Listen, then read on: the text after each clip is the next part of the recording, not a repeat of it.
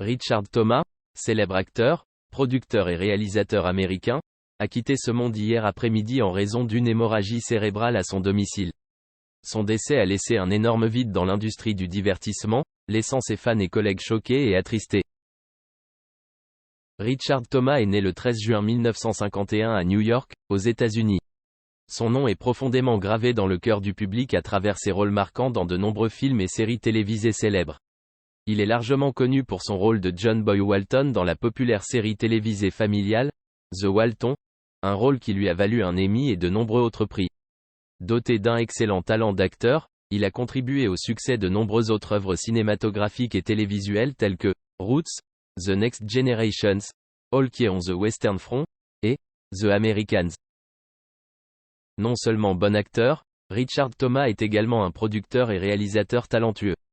Il a participé à de nombreux projets cinématographiques uniques et hautement artistiques. Sa carrière ne se limite pas au cinéma, mais s'étend également au théâtre, où il participe à de nombreuses pièces à succès.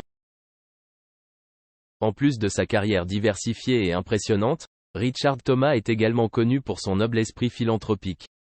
Il participe régulièrement à des activités caritatives et à des organisations sociales, contribuant à améliorer la vie des personnes dans le besoin. Sa gentillesse et sa loyauté ont été une source constante d'encouragement pour la communauté et son entourage.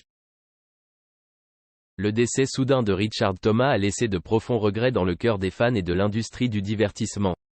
Ceux qui ont eu la chance de le rencontrer et de travailler avec lui ont partagé de beaux souvenirs et des histoires significatives sur son talent et sa gentillesse. Les fans du monde entier présentent leurs condoléances à sa famille et à ses amis, en espérant qu'ils trouveront force et endurance dans ces moments difficiles. Dans nos cœurs, on se souviendra toujours de Richard Thomas non seulement pour les œuvres d'art exceptionnelles qu'il a laissées derrière lui, mais aussi pour sa piété filiale et sa gentillesse sans limite. Gardons dans nos cœurs les valeurs qu'il nous a transmises et continuons à répandre l'amour, la bienveillance et la piété filiale comme il l'a fait tout au long de sa vie.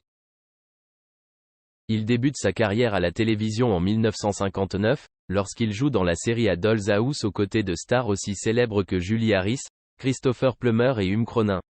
Après cela, il a continué à apparaître dans de nombreuses autres séries télévisées telles que The Edge of Night, A Flame in the Wind et As the World Turns, prouvant son talent à travers chaque rôle. En 1969, il entre dans l'industrie cinématographique avec le film de course automobile Benz, accompagné du comédien Paul Newman, et Last Summer avec l'apparition de Bruce Davison et Barbara Hershey. Participant à divers projets, il attire rapidement l'attention du public et des critiques. Sa carrière a culminé lorsqu'il a joué dans la série télévisée Hillside, basée sur la vie réelle de l'écrivain Earl Amner, Jr. Son rôle principal dans cette série lui a valu une reconnaissance nationale. Pendant cette période, il a également remporté l'Emmy Award du meilleur acteur principal dans une série dramatique en 1973, affirmant ainsi sa stature et sa réputation dans l'industrie du divertissement. Non seulement en apparaissant dans des projets télévisés, il a également démontré ses diverses capacités d'acteur à travers des films tels que You'll Like My Mother, 1972, avec Patty Duke et La Conquête du Courage, 1974. En 1979, il endosse le rôle principal dans le film À l'Ouest, Rien de nouveau, qui constitue l'un des projets marquants de l'époque. Sa carrière ne se limite pas au cinéma mais s'étend également à la télévision. En 1990, il incarne la version adulte du personnage de Bill dans la mini-série A Comeback, adaptée du roman It de Stephen King, une œuvre qui fait grand bruit dans la communauté amateur de littérature classique et bizarre. Ses rôles continuent de se diversifier au cours des années suivantes. En 1993, il joue dans la production artistique Richard II et dans le rôle de Richard Farley dans Fatal Harassment. En 1995, il participe au téléfilm The Christmas Box, avec Maureen O'Hara et Annette O'Toole, créant une histoire chaleureuse dans le cœur du public. De 1997 à 1998, il participe à la série Les Anges du Bonheur, projet télévisé à succès.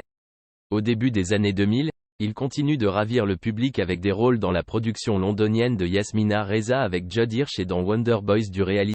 Âgée de 78 ans, Danielle Evenou reconnaît être une grande amatrice de flacons issus des plus belles maisons champenoises et des grands crus bordelais ou bourguignons.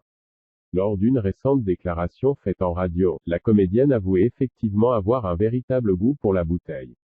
Au point qu'une question se pose, s'agit-il réellement d'une petite habitude ou d'une addiction grave? En tout cas, on partage aujourd'hui avec vous son témoignage qui en dit long sur le sujet.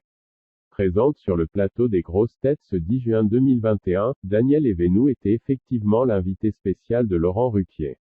Lors de cet entretien, l'ancienne compagne de Jacques Martin est ainsi revenue sur quelques moments marquants de sa vie et de sa carrière tout en acceptant également de se confier sur tous les sujets.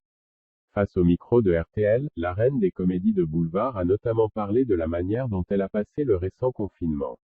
La septuagénaire explique alors avoir été « bourrée du matin au soir ». Dans la célèbre émission jadis présentée par Philippe Bouvard, Danielle Evenou se montre totalement transparente sur le sujet. « Je me suis mise à boire. Le bruit du bouchon me mettait dans un état, je n'ai pas honte de le dire. Je buvais de tout, je me suis mise à aimer boire toute seule. Durant cette période de quarantaine imposée à tous, l'artiste consommait ainsi des quantités impressionnantes de breuvages issus des meilleurs chais de notre terroir, et ce, à toute heure du jour et de la nuit. » Elle révèle d'ailleurs une anecdote étonnante qui prouve l'état dans lequel elle se trouvait. On revient donc pour vous sur la suite de ce témoignage plutôt surprenant. Lors de cette confession, Danielle Evenou explique que son amie, l'ancienne présentatrice Sophie Garel, s'était transformée en livreuse pour l'occasion. Afin que sa copine ne manque jamais de bouteilles, l'ancienne complice de l'animateur Fabrice lui en apportait des cartons pleins devant la porte de son appartement. Du côté de ses enfants, ceux-ci préféraient la ravitailler en nourriture, à laquelle Danielle Evenou réservait un sort particulier. Les enfants me mettaient des choux-fleurs à 50 mètres. Il fallait que je les nettoie, je les nettoyais au champagne. De toute évidence, la consommation de la comédienne était apparemment très impressionnante. Pourtant, Danielle Evenou n'hésite pas à reconnaître une véritable résistance aux vapeurs éthyliques. Selon elle, elle tiendrait donc parfaitement la cadence même si elle tenait à s'en assurer auprès d'un médecin. Après de longues semaines d'ivresse, la maman de Frédéric et Jean-Baptiste Martin a alors voulu connaître son état de santé exact. Son docteur lui a donc prescrit une prise de sang pour vérifier si sa consommation excessive de boissons euphorisantes n'avait pas laissé de traces. Mais dès les résultats parvenus, le doute a rapidement été levé. Danielle Evenou est tout simplement en pleine forme. Ainsi, Danielle Evenou détient un bilan de santé impeccable. Très amusée par cette anecdote, elle affirme être un cas d'école. Même si elle ne manque pas d'humour sur le sujet, l'artiste reconnaît néanmoins avoir vécu cette période d'isolement d'une manière très difficile. Pendant le confinement, je me suis rendu compte en écoutant les informations que je n'existais plus. Les gens de plus de 70 ans n'existaient plus, on n'en parlait plus. C'est comme ça que j'ai appris que j'étais vieille. Apparemment déstabilisée par cette prise de conscience, Danielle Evenou a donc décidé de noyer son chagrin dans la bouteille. En tout cas, ce n'est pas la première fois que l'actrice reconnaît avoir déjà eu des problèmes avec les boissons fermentées. En 2019, Danielle Evenou expliquait effectivement avoir eu quelques soucis avec les forces de l'ordre.